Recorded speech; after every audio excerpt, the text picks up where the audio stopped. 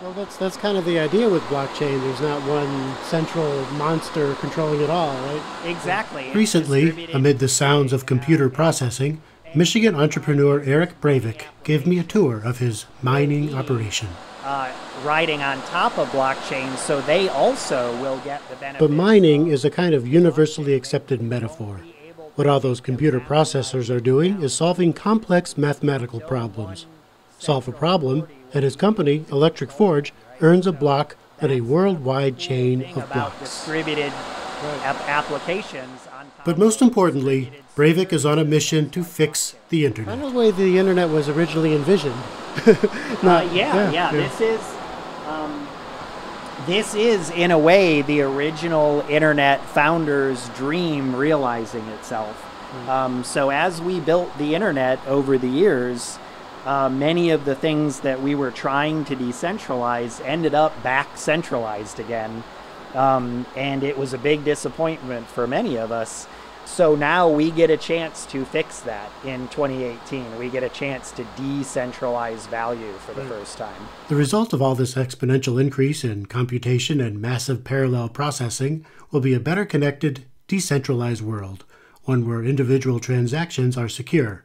It won't just be Bitcoin built atop the blockchain, it will be just about every industry. And that's where independent publishers can benefit. Hi, and welcome to IndieVoices. I'm Howard Lovy, Managing Editor at the Alliance of Independent Authors.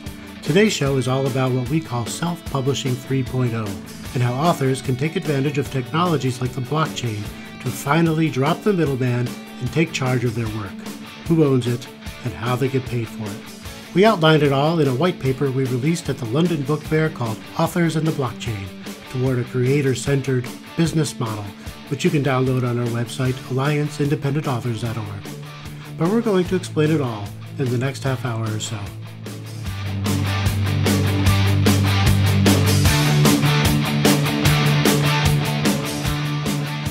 So before I talk to my first guest, let me begin with a story. Back in 2001, I helped launch a magazine that covered a very niche topic, nanotechnology. We called it Small Times. Get it? Well, we built a traditional magazine with a traditional website, and then in a traditional way began soliciting ads to make revenue. It was going slowly. At the same time, I saw something else happening along the outskirts of journalism that was attracting a great number of readers. Blogs. So in the summer of 2003, I launched my own nanotech blog. Immediately, and I mean immediately as in the next day, my blog instantly became more widely read than the magazine itself. So I kept it up for a few years. But eventually, I dropped it in 2009. The problem was this. The year it was launched, 2003, was the year Google bought the platform I was using, Blogger. So really, while I felt like I was being a one-man show, attracting all kinds of readers and attention, the only one who financially benefited was Google. And that's the problem in general with self-publishing today. The analogy isn't perfect. Self-publishers can make money, but they're fooling themselves if they think that they are working for themselves. Usually, they're working for Amazon. Now, at last, I can introduce my first guest, our fearless leader, Orna Ross, founder and director of the Alliance of Independent Authors, who is launching what we're calling Self-Publishing 3.0, and hopefully the answer to this problem. Welcome to IndieVoices, Orna. Thanks, Howard. Thanks for having me on IndieVoices, and thanks for doing it. So before we talk about Self-Publishing 3.0, let's take this chronologically and explain what 1.0 and 2.0 were. 1.0 was desktop publishing. So before that, making a book required very big, very expensive machinery, which only corporate publishers, people who were in the publishing business, could afford. With desktop publishing and print on demand, it became possible for authors to actually invest in printing a book, and they took to it in great numbers, actually.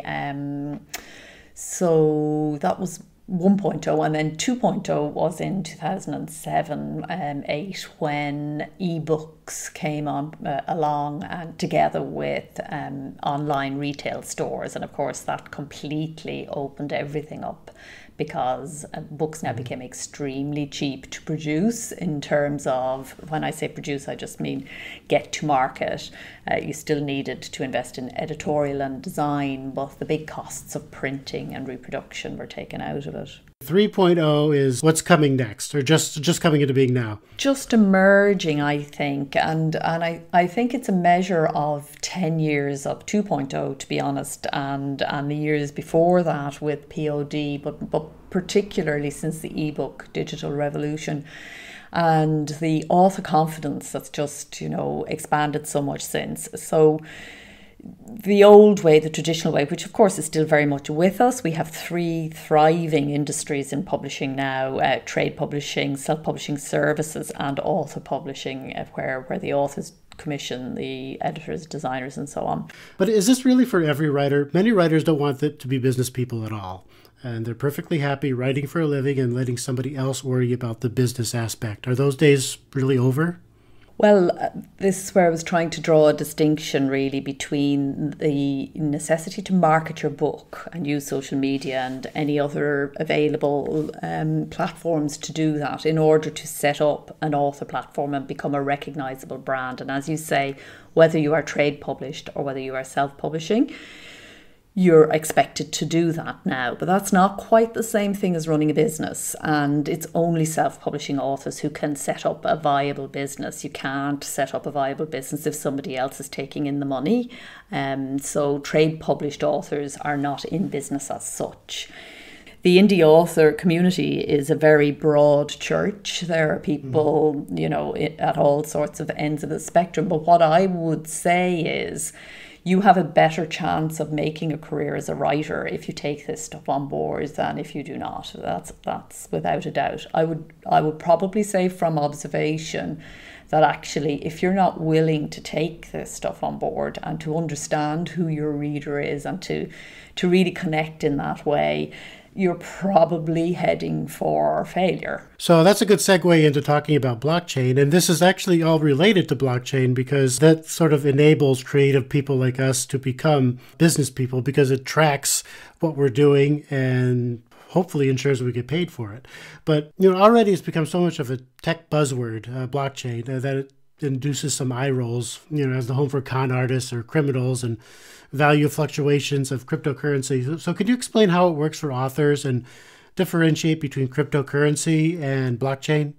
Definitely, yeah. Blockchain is just the technology that allows cryptocurrency to happen and to function, and at the moment is attracting far more interest, in the world of finance than in the world of books. But we wanted to look at what it might mean for books. And just before I get on to blockchain, I want to explain that Self-Publishing 3.0 is about direct sales to the reader. It's about making that direct, where there is no intermediary, no middleman or woman, just an online pay button. And in that sense, it's with us already. PayPal created that possibility for every writer. But of course, just having a PayPal button on your website does not mean that you have a thriving business. And it's really understanding how one reaches one's reader and builds and also brings in things like subscriptions and Patreon and, and other kinds of patronage and various other business models, really understanding the various business models that are available to you as a writer and deciding which one you want to go with. So Self-Publishing 3.0 then is already there as a possibility. Only a tiny, from my observation, just a tiny fraction of authors are actually in this category. And, only most authors who are doing well and have generated a good income, direct sales makes up only a small proportion of their business. There are a few who are purely direct sales, bulk sales, special sales and back of the room sales, and their business is 100% direct, but they are, as I said, a tiny minority.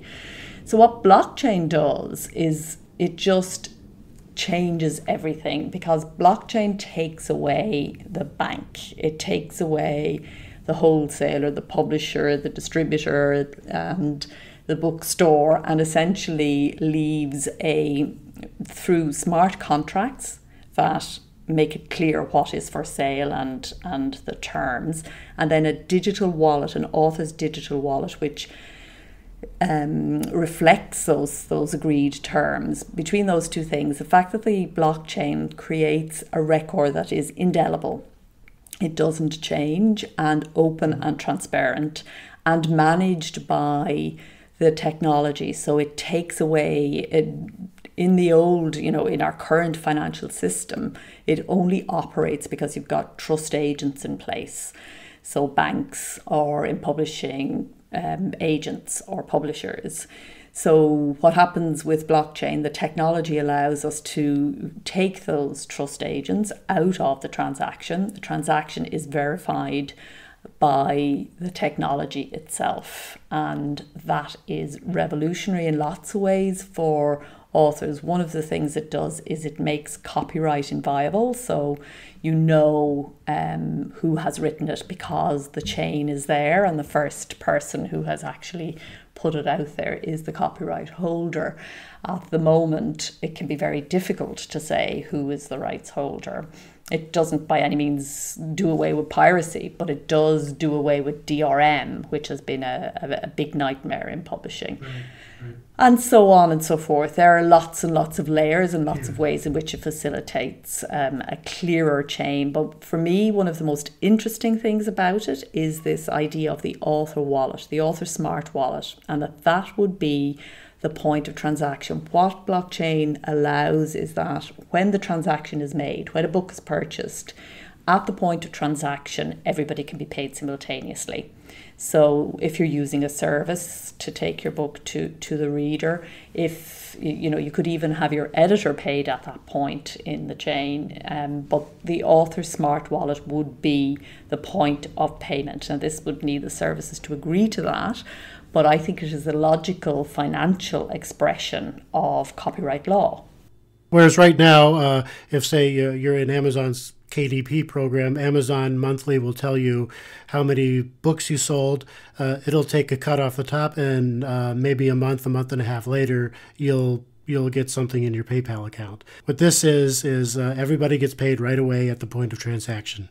Exactly, and the author wallet is the first point. The author's at the head of the payment chain, up there with everybody else at a minimum, rather than at the end of the payment chain. So Amazon is brilliant terms and conditions when compared to traditional publishing, which is so cumbersome, and every 6 months you get paid if you're lucky, and nobody understands their royalty statement, and it's done on advances and percentages, and it's extremely complex, very slow, and everybody has been paid. The editor, the designer, the publisher, the wholesaler, the retailer, everybody's paid. The author gets paid last and gets paid least. The most important thing I think that we need to kind of realize, and I think authors can really help to direct society generally around this idea of, at the moment, and we saw with Facebook in the last while, we're giving away our data,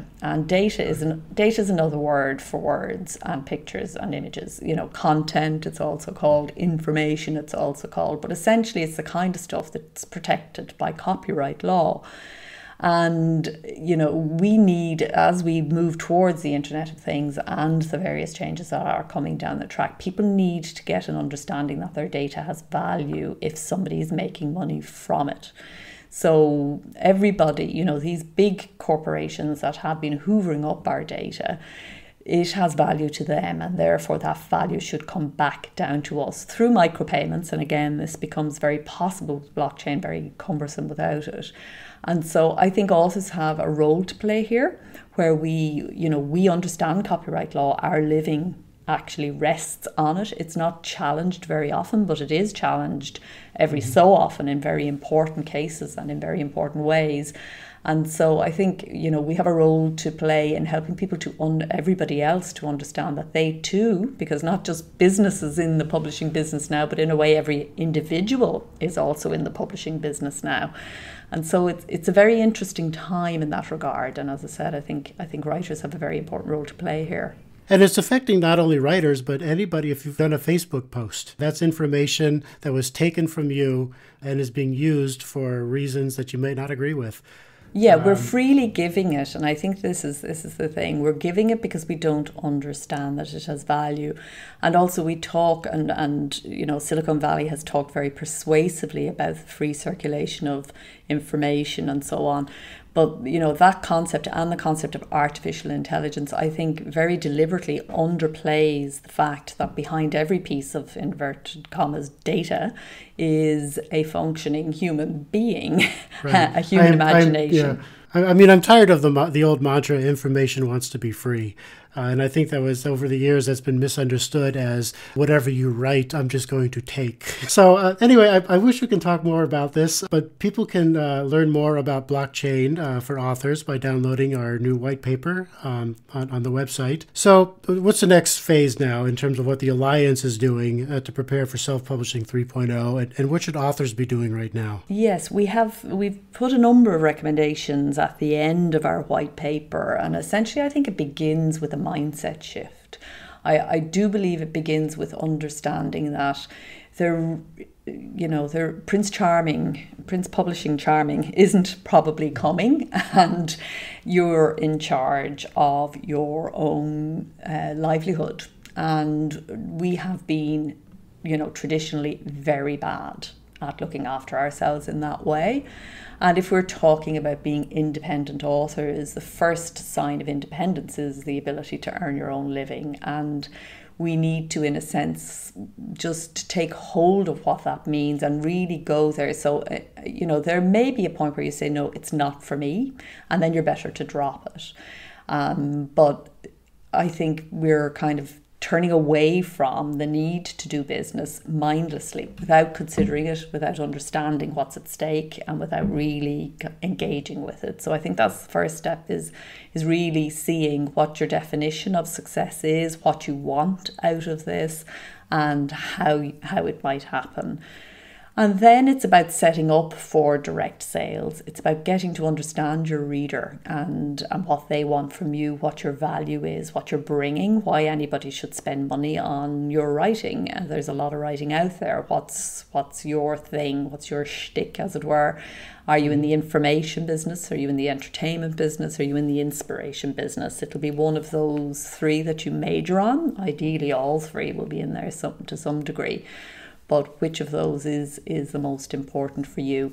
And then there are various other recommendations. But again, setting up for business, getting a decent website, knowing clearly what you want somebody to do when they come onto your website. What service are you actually putting out there? And can you set your services up, or your projects or your products or whatever it is that you're bringing to the marketplace? Can you set them up in a way that they can be easily accessed, downloaded with ease, all of that kind of thing? So in a sense, setting up your shop. So think of technology as a tool that works for you rather than you working for it. Take hold of this. This is it's just such a huge opportunity, and it's we need to kind of just grab hold of that opportunity and see what it means for us, and then do it your way. This isn't about doing what everybody else does. It's about working out what success looks like for you and how you set that up. Thank you very much, Orna. I appreciate you appearing on IndieVoices. Thanks, Howard. Thank you. Thanks. Bye. Now I want to introduce my co-host, Dan Holloway, who is such a multi-talented individual, I never know how to describe him. He's an author, a poet, a performance artist.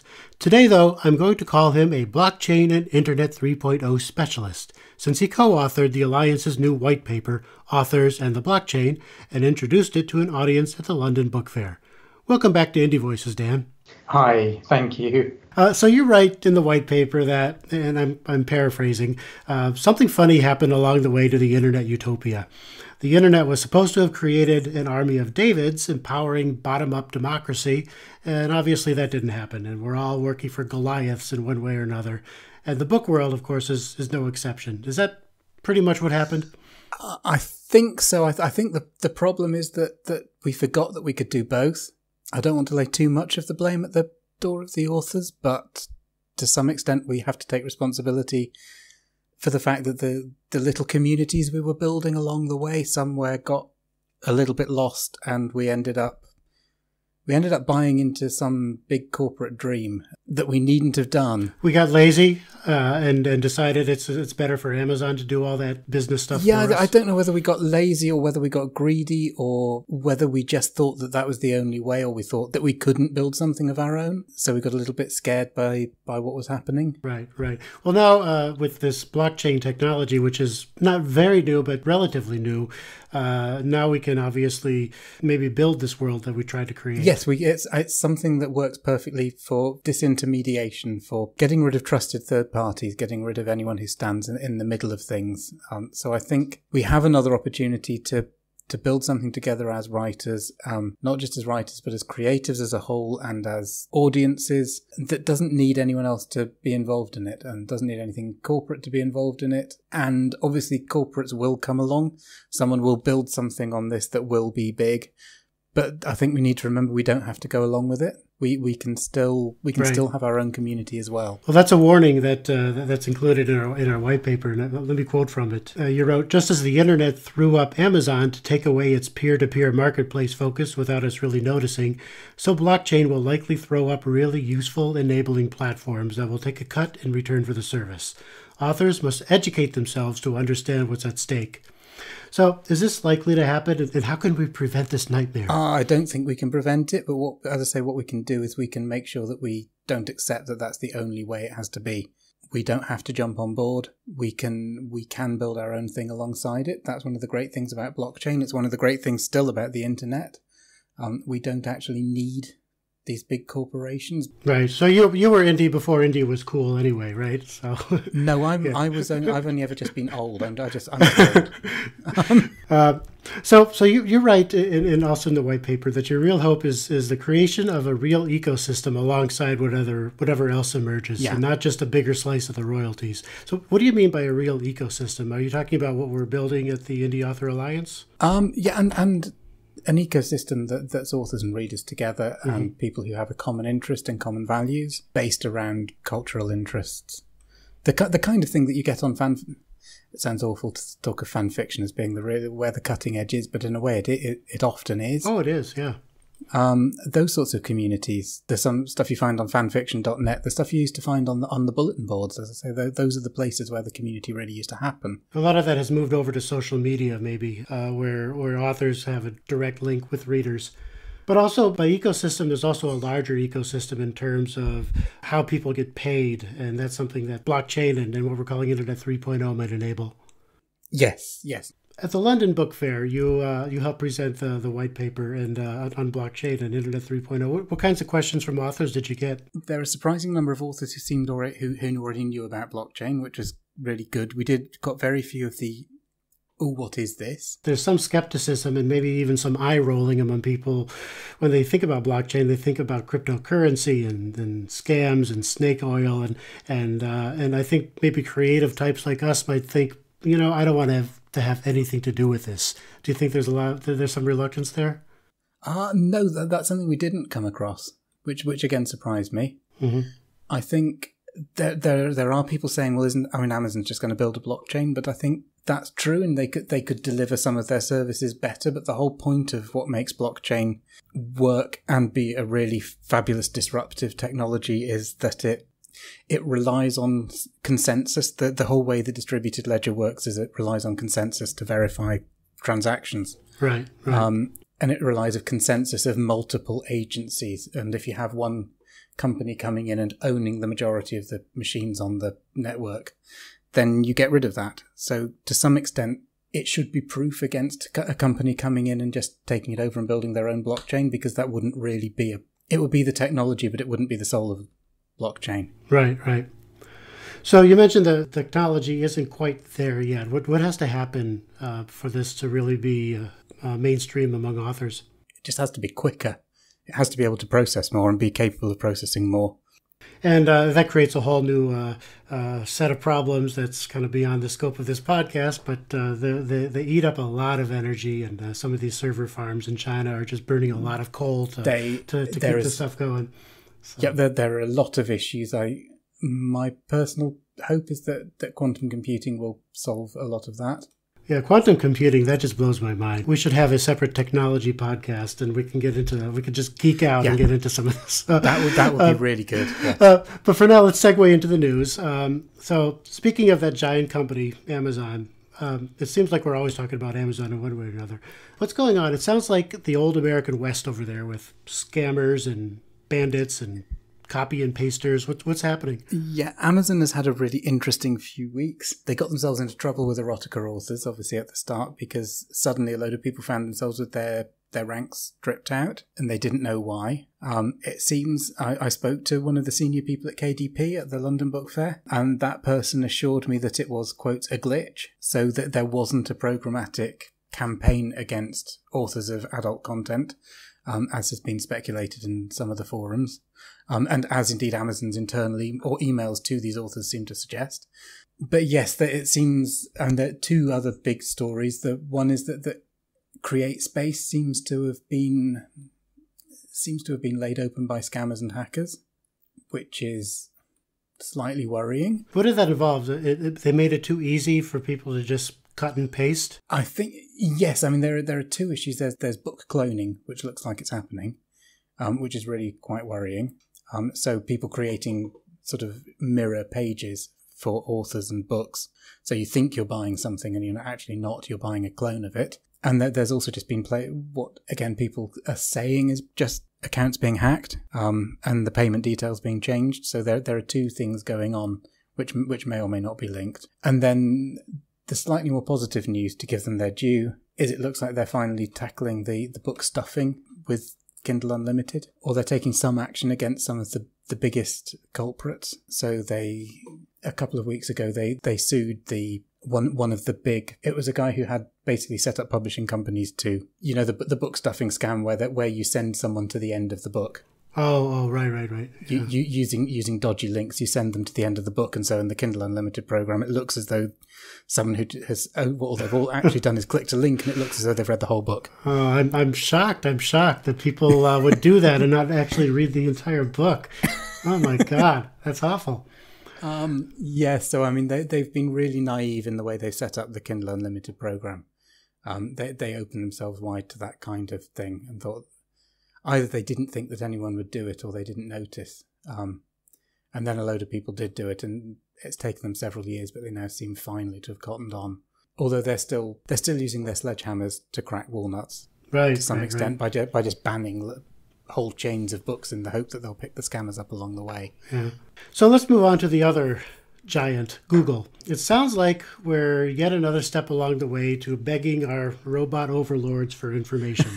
Yeah. Google's Talk to Books lets you ask Google things like, I don't know, what the hell really happens in James Joyce's Ulysses or something like that. So tell us what that's all about.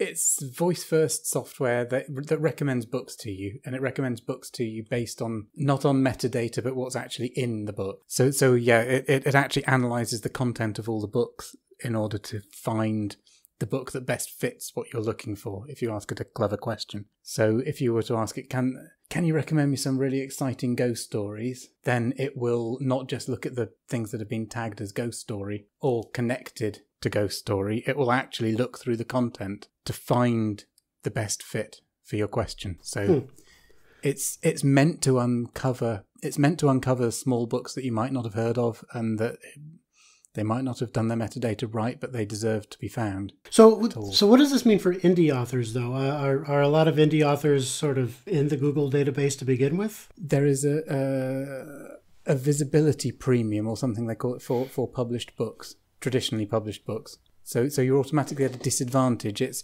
you're self-published. So whilst it looks at the content of the books, it doesn't necessarily look at the content of all books in the same way. Oh, I see. Oh, that's interesting. That's very interesting. So yeah. Still looking at this closed, shrinking world, when there's this giant, growing indie author community out there, it should be searching. There is, but then again, if you go back to our previous story, if it were really looking at all books equally, you can see someone coming along and just treating their whole book as metadata. Right. And just repeating, like in The Shining, it would be all work and no play makes Jack a dull boy. Instead of that, it would be, it was a dark and stormy night on the haunted house on the hill, repeated 100,000 times in the book. And then it would always come up first if you were looking for a ghost story. Right. So I can see that you do need something that says not all books are equal, because as soon as all the books are equal, the scammers come in and ruin it that way. Interesting. So AI isn't quite as smart as we give it credit for.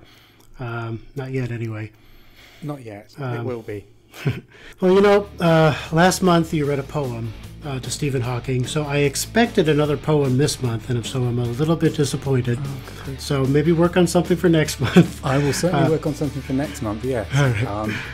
Anyway, well, thank you, Dan. I appreciate your expertise and your time, and let's continue to follow self-publishing 3.0 and the blockchain.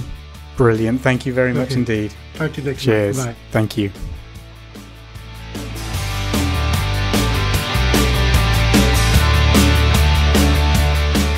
You've been listening to IndieVoices with me, Howard Lovy, Managing Editor of the Alliance of Independent Authors. Find more author advice and tools at our Self-Publishing Advice Center, selfpublishingadvice.org. And if you haven't already, we invite you to join our organization and become a self-publishing ally. You can do that at allianceindependentauthors.org. Now, what are you waiting for? Go write and publish.